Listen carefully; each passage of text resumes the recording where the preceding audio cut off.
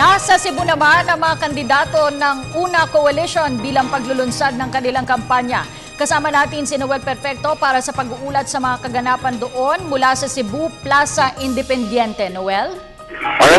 Tama ka dyan. Napakarami na ng tao dito sa Plaza Independencia kung saan inaantabayanan na lang ang pagdating ni Vice President Jejo Marbinay. Nauna na rito ang iba mga kandidato ng una na sina Nancy Binay, JB Ejercito, Jackie Enrile, Ernie Maceda, Gringo Honasan, Tingtingko Juanco, Mig Zubiri, Vitos Magsaysay, at Big Gordon. May representation na rin ang iba pang mga guest candidates na sina Cheese Escudero, Loren Legaspo.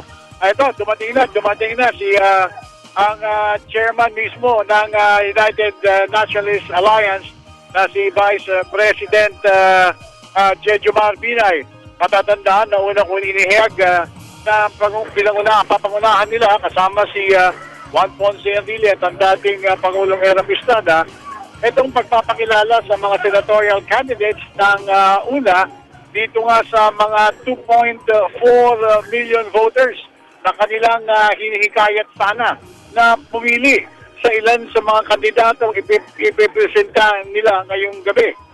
Sabi nga ng pangalawang Pangulo, kung ang administrasyon ng koalisyon ay nakaangkla sa kampanya ng pagsulong ng Pangulong Pinoy na tuwid na daan, ang una naman ay mag-aangkla sa pagtataguyod ng magandang daan.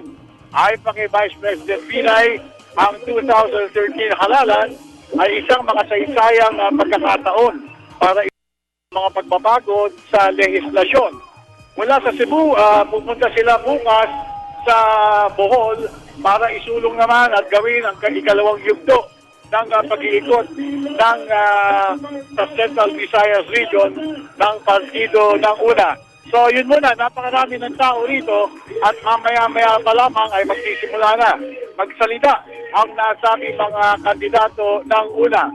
Wala pa rin sa Cebu, kasama si Erwin Navarro at Mario Mo, Noel Perfecto para sa Telebisyon ng Bayan.